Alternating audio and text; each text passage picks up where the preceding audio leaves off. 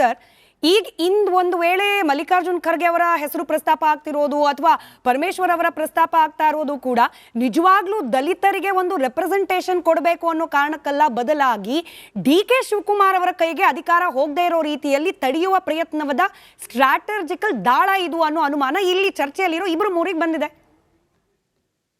ನೋಡಿ ಮೇಡಮ್, ಇವಾಗ ಮಲ್ಲಿಕಾರ್ಜುನ್ ಖರ್ಗೆ ಸಾಹೇಬ್ರು ಮತ್ತೆ ಪರಮೇಶ್ವರ್ ಸಾಹೇಬ್ರು ರಾಜ್ಯ ಕಂಡ ಧೀವಂತ ನಾಯಕರು, ದಲಿತರ ಪರವಾಗಿ ಹೋರಾಡಿದ್ದಾರೆ.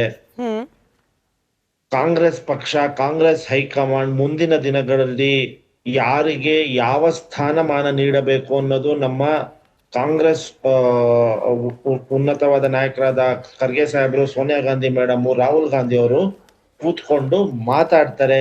ಯಾರಿಗೆ ಯಾವ ಸ್ಥಾನ ಕೊಡ್ಬೇಕು ಅಂತ ಪಕ್ಷ ತೀರ್ಮಾನ ಮಾಡುತ್ತೆ. ಆಗ ನಾವು ಕೇವಲ ಮತಕ್ಕಾಗಿ ಆ ಜನಾಂಗವನ್ನು ಉಪಯೋಗಿಸಿಕೊಳ್ಳೋದಿಲ್ಲ.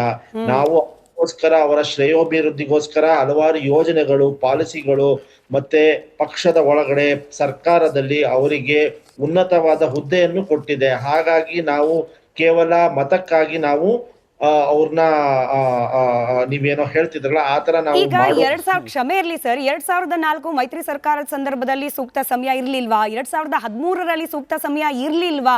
ಸೂಕ್ತ ಸಮಯ ಅಂದ್ರೆ ಯಾವಾಗ? ಮಲ್ಲಿಕಾರ್ಜುನ್ ಖರ್ಗೆ ಅವರಿಗೆ ನನ್ನ ಪ್ರಕಾರ 80+ ಈಸಿಲಿ. ಇನ್ಯಾವಾಗ ಸರ್ ಸೂಕ್ತ ಸಮಯ ಹಾಗಾದ್ರೆ? ನೋಡಿ, ಅಶ್ವಿನ್ ಅವರು ಏನೋ ಒಂದ್ ಮಾತು ಹೇಳ್ತಿದ್ರು. ಆವಾಗ 2004ರಲ್ಲಿ ಪದ್ಮನಾಭ ನಗರದವರು ಏನ್ ಮಾಡಿದ್ರು ಅಂತ ಜಗತ್ ಜಾಹೀರಾಗಿದೆ. ಮಾಧ್ಯಮದವ್ರು ಗೊತ್ತು, ನಮಗ್ ಗೊತ್ತು, ನಿಮಗ್ ಗೊತ್ತು ಏನ್ ಮಾಡಿದ್ರು ಅವತ್ತು 2004ರಲ್ಲಿ ಅಂತ.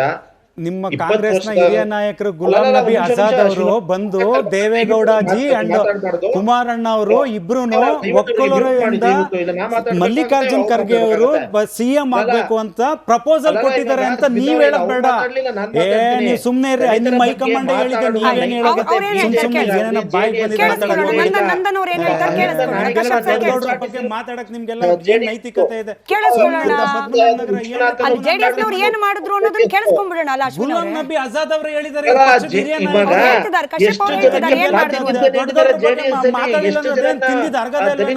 ಏನ್ ಮಾಡಿದ್ದಾರೆ ಪದ್ಮನಾಭ ನಗರದಲ್ಲಿ 2018ರಲ್ಲಿ ಗುಲಾಂ ನಬಿ ಆಜಾದ್ ಅವರು ಏನ್ ಹೇಳಿದ್ರು? ಇವ್ರದೇ ನಾಯಕರು. ಆಯ್ತು, ಕೇಳಿಸ್ಕೊಳ್ಳೋಣ. ಅವ್ರು ಆಚೆಯಿಂದ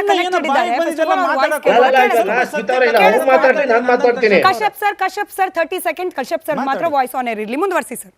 ನೋಡಿ, ಇವಾಗ ದಳದವರಿಗೆ ದಲಿತರ ಬಗ್ಗೆ ಮಾತನಾಡುವ ನೈತಿಕತೆ ಇಲ್ಲ. ಎಷ್ಟು ಜನಕ್ಕೆ ಪಕ್ಷದ ಒಳಗಡೆ ಸರ್ಕಾರದ ಮಟ್ಟದಲ್ಲಿ ಎಷ್ಟು ಜನಕ್ಕೆ ಕುಮಾರಸ್ವಾಮಿ ಅವರು ದಲಿತ MP ಇದು ಮಲ್ಲೇಶ್ ಬಾಬು ಬಿಟ್ಕೊಡ್ಬೋದಾಗಿತ್ತಲ್ಲ, ಅವ್ರಿಗೆ ಸ್ವಲ್ಪ ದಲಿತರ ಪರವಾಗಿ ಕಾಳಜಿ ಇದ್ರೆ. ಅಶ್ವಿನ್ ಅವ್ರು ಮಾತಾಡ್ತಿರಲ್ಲ ಇವಾಗ, ನಾವು ದಲಿತರ ಪರವಾಗಿರ್ತೀವಿ, ನಾವು ದಲಿತರ ಪರವಾಗಿರ್ತೀವಿ ಅಂತ. ಕುರುಬ ಸಮುದಾಯದ ವಿಶ್ವನಾಥ್ನ ಏನಕ್ಕೆ ಅಧ್ಯಕ್ಷ ಸ್ಥಾನದಿಂದ ಉಚ್ಚಾಟನೆ ಮಾಡುದು 2009ರಲ್ಲಿ? ಇದೇನವ್ರ ಕಾಳಜಿ? ನಾವು ಅವರಿಗೆ ಏನು ಗೌರವ, ಏನು ಸ್ಥಾನಮಾನ ಕೊಡಬೇಕು ಪಕ್ಷದ ಒಳಗಡೆ, ಸರ್ಕಾರದ ಮಟ್ಟದಲ್ಲಿ ನಾವು ಅತ್ಯುನ್ನತ ಹುದ್ದೆಯನ್ನು ಕೊಟ್ಟಿದ್ದೀವಿ. ಈ ಪ್ರಶ್ನೆಗೆ ಉತ್ತರ ಅಶ್ವಿನ್ ಅವರೇ, ಈ ಪ್ರಶ್ನೆಗೆ ಅವ್ರ ಹತ್ರ ಉತ್ತರ ಕೇಳಿಸ್ಕೊಳ್ಳೋಣ. ನೀವು ಬಿಡಿ, ಅವ್ರಿಗೆ ಅವಕಾಶ ಕೊಡಿ, ಅವ್ರಿಗೆ ಮಾತಾಡಕ್ಕೆ ಅವಕಾಶ ಕೊಡಿ. ನಾನು ಮತ್ತೊಮ್ಮೆ ರಿಪೀಟ್ ಮಾಡ್ತೀನಿ, ನಂದನ್ ಸರ್ ನಿಮ್ದು ಮಾತ್ರ ಧ್ವನಿ ಹೋಗುತ್ತೋ ಅನ್ನೇರು. ಹಿಂದೆ 2-3 ಬಾರಿ ಸೂಕ್ತ ಸಮಯ ಇರ್ಲಿಲ್ವೇನೋ, ಈಗಾದ್ರೂ ಸೂಕ್ತ ಸಮಯ ಇದೆಯಾ? ಈಗಲ್ಲ ಅಂದ್ರೆ ಇನ್ಯಾವಾಗ? 2028ಕ್ಕಾದ್ರೂ ಖರ್ಗೆ ಅವರನ್ನ ಸಿಎಂ ಫೇಸ್ ಅಂತ ಹೇಳಿ ಅನೌನ್ಸ್ ಮಾಡುತ್ತಾ, ಅಥವಾ ಪರಮೇಶ್ವರ್ ಅವರನ್ನ ಸಿಎಂ ಫೇಸ್ ಅಂತ ಹೇಳಿ ಅನೌನ್ಸ್ ಮಾಡುತ್ತಾ ಕಾಂಗ್ರೆಸ್ ಪಕ್ಷ? ನೋಡಿ, ನಾವು ನಮ್ಮ ಪಕ್ಷ ಆಂತರಿಕವಾಗಿ ಯಾರಿಗೆ ಯಾವಾಗ ಏನ್ ಸ್ಥಾನಮಾನ ಕೊಡಬೇಕೋ ಅದು ಆಂತರಿಕವಾಗಿ ಚರ್ಚೆ ಮಾಡಿ ಅವರಿಗೆ ಸ್ಥಾನಮಾನ ನೀಡುತ್ತೀವಿ. ನಮ್ಮ ಪಕ್ಷ ಎಲ್ಲರಿಗೂ ಸರ್ವರಿಗೂ ದೂರವಾಣಿ ಸಂಪರ್ಕದಲ್ಲಿ ತಿಪ್ಪಣ್ಣ ಅಂತ ಹೇಳಿದ್ದಾರೆ, ಬಹುಶಃ ಹಾವೇರಿಯಿಂದ ಕರೆ ಮಾಡಿದ್ದಾರೆ. ನಮಸ್ಕಾರ ತಿಪ್ಪಣ್ಣ ಅವರೇ. ಹೇಳಿ ತಿಪ್ಪಣ್ಣ ಅವ್ರ ಧ್ವನಿ ತಲುಪ್ತಾ ಇದೆಯಾ?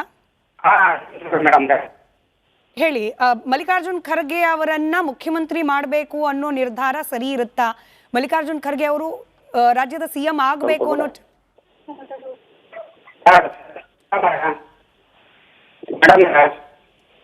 ನಿಮ್ ವಾಯ್ಸ್ ಕ್ಲಿಯರ್ ಇಲ್ಲ ಸರ್. ರೈಟ್ ನಿಮ್ ಧ್ವನಿ ಸರಿಯಾಗಿ ತಲುಪ್ತಾ ಇಲ್ಲ, ಬಹುಶಃ ರೀಕನೆಕ್ಟ್ ಮಾಡ್ಬೋದು, ಅದನ್ನ ಗಮನಿಸೋಣ. ನಾನು ಅದೇ ಪ್ರಶ್ನೆಯನ್ನ ದಿಲೀಪ್ ಅವರಿಗೆ ವರ್ಗಾವಣೆ ಮಾಡ್ತೀನಿ. ಈಗಲ್ಲ ಅಂದ್ರೆ ಇನ್ಯಾವಾಗ? ಆಯ್ತು, ಅದು ಕಾಂಗ್ರೆಸ್ ಪಕ್ಷದ ಆಂತರಿಕ ವಿಚಾರವೇ ಸರಿಯೇ, ಆದ್ರೆ ಬಹಿರಂಗವಾಗಿ ಚರ್ಚೆ ಆಗ್ತಾ ಇರೋ ಸಂದರ್ಭದಲ್ಲಿ ದಲಿತ ಸಮುದಾಯ ಸಹಜವಾಗಿ ಆಸೆಗಳಿಂದ ನೋಡ್ತಿರುತ್ತೆ. ಸೂಕ್ತ ಸಮಯ ಈಗ ಬರಬಹುದೇನೋ ಅಂತ ಹೇಳಿ ನನ್ನ ಅನಿಸಿಕೆ ಪ್ರಕಾರ ಮಲ್ಲಿಕಾರ್ಜುನ್ ಖರ್ಗೆ ಅವ್ರನ್ನ ದಲಿತರಿಗೆ ನ್ಯಾಯ ಕೊಡಬೇಕು ಅಂತೇಳಿ AICC ಅಧ್ಯಕ್ಷರನ್ನ ಮಾಡಿಲ್ಲ ಅಂತ ಅನಿಸ್ತಾ ಇದೆ ಮೇಡಮ್. ನಾವು ತುಂಬಾ ಘಟನೆಗಳನ್ನ ನೋಡಿದೀವಿ. ಬರೀ ಮಲ್ಲಿಕಾರ್ಜುನ್ ಖರ್ಗೆ ಅವ್ರನ್ನ ಬರೀ ರಿಮೋಟ್ ಅಧ್ಯಕ್ಷರ ಥರ ಇಟ್ಕೊಳ್ಳೋ ಪ್ಲಾನ್ ಅಲ್ಲ, ಇವ್ರು ಕರೆಕ್ಟಾಗಿ ಮಾಡ್ತಾ ಇದ್ದಾರೆ, ರಿಮೋಟ್ ಅಧ್ಯಕ್ಷರ ರೀತಿ ನಡೆಸ್ಕೊಂಡಿದ್ದಾರೆ. ಇದಕ್ಕಿಂತ ಮುಂಚೆ ಚಿದಂಬರಂ ಅವ್ರ ಮಗ ಕಾರ್ತಿ ಚಿದಂಬರಂ ಅವರು ಹೇಳ್ತಾರೆ, ನಮ್ಮ ಹೈಕಮಾಂಡ್ ಮಲ್ಲಿಕಾರ್ಜುನ್ ಖರ್ಗೆ ಅವರಲ್ಲ, ನಮ್ಗೆ ಸೋನಿಯಾ ಗಾಂಧಿ ರಾಹುಲ್ ಗಾಂಧಿ ಅಂತ ಹೇಳ್ತಾರೆ. ಇದೇ ರೀತಿ ವೈನಾಡಲ್ಲಿ ಪ್ರಿಯಾಂಕಾ ಗಾಂಧಿ ಅವರ ನಾಮಪತ್ರ ಸಲ್ಲಿಕೆ ಮಾಡಬೇಕಾದ್ರೆ ಡೋರಿಂದ ಆಚೆ ನಿಲ್ಲಿಸಿ ಮಲ್ಲಿಕಾರ್ಜುನ್ ಖರ್ಗೆ ಅವರ ನಾಮಪತ್ರ ಸಲ್ಲಿಕೆಯನ್ನ ಮಾಡ್ತಾರೆ. ಇವರು ಬರೀ ರಾಜ್ಯದಲ್ಲಿ ಅಪಮಾನ ಮಾಡಿರೋದಲ್ಲ ಮಲ್ಲಿಕಾರ್ಜುನ್ ಖರ್ಗೆ ಅವರಿಗೆ, ರಾಷ್ಟ್ರೀಯ ಮಟ್ಟದಲ್ಲೂ ಸಹ ಅಪಮಾನ ಮಾಡಿದ್ದಾರೆ. ಇವ್ರು ಯಾವ್ಯಾವ ರೀತಿ, ಅವಾಗಲೇ ನಮ್ಮ ಅಶ್ವಿನ್ ಅವರು ಹೇಳಿದ್ರು, ಯಾವ್ಯಾವ ರೀತಿ ಇವರು ಅಧಿಕಾರವನ್ನು ತಪ್ಪಿಸಿದ್ರು ಮಲ್ಲಿಕಾರ್ಜುನ್ ಖರ್ಗೆ ಅವರಿಗೆ ಅಂತೇಳಿ. ಮಲ್ಲಿಕಾರ್ಜುನ್ ಖರ್ಗೆ ಅವ್ರಿಗೆ ಅವಕಾಶ ಕೊಡದಿದ್ರೆ ಕೊಡ್ಲಿ, ಇವರು ಬರೀ ದಲಿತರನ್ನ ಪ್ಲೇ ಕಾರ್ಡ್ ಅಷ್ಟೇ ಮೇಡಮ್. ಇವರೊಂದು ಅಹಿಂದ ಅಂತ ಇದೆ ಸಿದ್ಧಾಂತ, ಅಹಿಂದ ನಿಜವಾದ ಅಹಿಂದ ಅಲ್ವೇ ಇಲ್ಲ ನೋಡಿ. ಇದರೊಳಗಡೆ ದಲಿತರಿಗೆ ನ್ಯಾಯ ಕೊಡಲೇ ಇಲ್ಲ ಇವರು. ಅಲ್ಪಸಂಖ್ಯಾತರಿಗೆ ನ್ಯಾಯವನ್ನು ಕೊಟ್ಟೇ ಅಲ್ಲ, ಅಲ್ಪಸಂಖ್ಯಾತರಿಗೆ ಕುಸ್ತಿ ಬಿದ್ದಿದ್ದಾರೆ ಇವ್ರ ಮೇಲೆ. ಇದೇ ದಾವಣಗೆರೆ ಎಲೆಕ್ಷನ್ ಆದ್ಮೇಲೆ ಇವ್ರು ಟೋಟಲ್ ಅಲ್ಪಸಂಖ್ಯಾತ ಘಟಕವನ್ನೇ ನಿಷ್ಕ್ರಿಯಗೊಳಿಸ್ಬಿಟ್ಟಿದ್ದಾರೆ. ಯಾವುದೇ ತಾಲೂಕ್ನಲ್ಲಿ ಅಲ್ಪಸಂಖ್ಯಾತ ಘಟಕನೇ ಇಲ್ಲ ಇದ್ದಾರೆ. ಇನ್ನೂ ಅಲ್ಲ, ಜಮೀರ್ ಅಹಮದ್ ಖಾನ್ ಅವರು ಇನ್ನೂ ಮಂತ್ರಿಯಾಗಿ ಮುಂದುವರೆದಿದ್ದಾರೆ. ರಿಜ್ವಾನ್ ಅರ್ಷದ್ ಅವರು ಇದ್ದಾರೆ. Fight between Rizwan Arshad and Zameer Ahmed ಅವರು ಅಲ್ಪಸಂಖ್ಯಾತ ನಾಯಕ ಅಂತ ಗೊತ್ತಾದ್ಮೇಲೆ ಜಮೀರ್ ಅಹಮದ್ ಅವರು ಏನೇನು ಹೇಳಿಕೆ ಕೊಟ್ಟಿದ್ದಾರೆ, ಯಾವ್ಯಾವ ರೀತಿ ಮಾತಾಡ್ತಾ ಇದ್ದಾರೆ, ಏನ್ ಪಕ್ಷಾಂತರವನ್ನ ಮಾಡ್ತಕ್ಕಂಥ ಒಂದು ಮಾತುಗಳು ಈಚೆ ಬರ್ತಾ ಇದಾವೆ ಅಂತಕ್ಕಂಥದ್ದು ನಿಮ್ಗೆಲ್ಲರಿಗೂ ಗೊತ್ತಿದೆ ಮೇಡಮ್. ಮತ್ತೆ ಇವತ್ತು ನಡೀತಾ ಇರ್ತಕ್ಕಂಥದ್ದು ಮಲ್ಲಿಕಾರ್ಜುನ್ ಖರ್ಗೆ ಅವರಿಗೆ ಇವ್ರು ನ್ಯಾಯ ಕೊಡಬೇಕು ಅಂತ ಇದ್ರೆ ಕೊಡ್ಲಿ, ಅದಕ್ಕೇನಿಲ್ಲ. ಈಗ ನಾವು ಬಿಜೆಪಿನಲ್ಲಿ ನೋಡಿ, ನಾವು ಮಾಡಿರ್ತಕ್ಕಂಥದ್ದು 4 ವರ್ಷಗಳ ಅಧಿಕಾರ ಅಷ್ಟೇನೆ.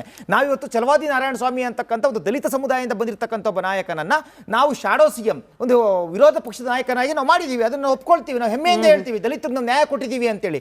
ನೀವು ಅಧಿಕಾರಕ್ಕೆ ಬಂದು 75 ವರ್ಷದಲ್ಲಿ ಸುಮಾರು 65 ವರ್ಷ ಅಧಿಕಾರ ನಡೆಸಿದಿರಿ. ಯಾವ ದಲಿತರಿಗೆ ಮುಖ್ಯಮಂತ್ರಿ ಸ್ಥಾನವನ್ನ ಕೊಟ್ಟಿದ್ದೀರಿ ಹೇಳಿ? ಇದುವರೆಗೂ ನೀವು ದಲಿತರಿಗೆ ಮುಖ್ಯಮಂತ್ರಿ ಸ್ಥಾನವನ್ನ ಕೊಡ್ಲೇ ಇಲ್ಲ. ಬರೀ ದಲಿತರ ಹೆಸರು ಹೇಳೋದು ಓಟ್ ಹಾಕ್ಸ್ಕೊಳ್ಳೋದು, ದಲಿತ ಹೆಸರು ಹೇಳೋದು ಓಟ್ ಹಾಕ್ಸ್ಕೊಳ್ಳೋದು, ಅಲ್ಪಸಂಖ್ಯಾತರ ಹೆಸರು ಹೇಳೋದು ಓಟ್ ಹಾಕ್ಸ್ಕೊಳ್ಳೋದು. ಅಲ್ಪಸಂಖ್ಯಾತರಿಗೆ ಅರ್ಥ ಆಗಿದೆ, ಅಲ್ಪಸಂಖ್ಯಾತರಿಗೆ ಅರ್ಥ ಆಗಿದೆ. ಇವತ್ತು ಅಲ್ಪಸಂಖ್ಯಾತರಿಗೆ ಅರ್ಥ ಆಗಿದ್ದಕ್ಕೆ ದಾವಣಗೆರೆನಲ್ಲಿ ಇವತ್ತು ಉಲ್ಟಾ ದಿಲೀಪ್ ಅವ್ರು ಹೇಳ್ತಿರೋ ತಪ್ಪಿದೆಯಾ? ಅಲ್ಲಲ್ಲ, ಇವಾಗ ಅವರಾದ ರಾಷ್ಟ್ರೀಯ ಪಕ್ಷದ ಅಧ್ಯಕ್ಷರು ರಬ್ಬರ್ ಸ್ಟಾಂಪ್ ಅಲ್ವಾ? ಜಿ ಹುಜೂರ್ ಟು ಅಮಿತ್ ಶಾ ಅಂಡ್ ಮೋದಿ ಅಲ್ವಾ ಅವರು? ಅವ್ರ ರಾಷ್ಟ್ರೀಯ ಅಧ್ಯಕ್ಷರು ನಿಜವಾಗ್ಲೂ ಒಬ್ರು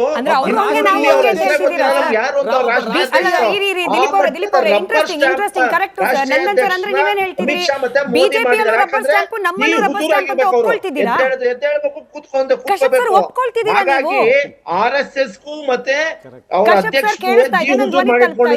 ಕಶ್ಯಪ್ ಸರ್, ನನ್ನ ಧ್ವನಿ ತಲುಪ್ತಾ ಇದೆಯಾ ಅಂದ್ರೆ ಒಪ್ಕೊಳ್ತಿದ್ದೀರಾ ನೀವು?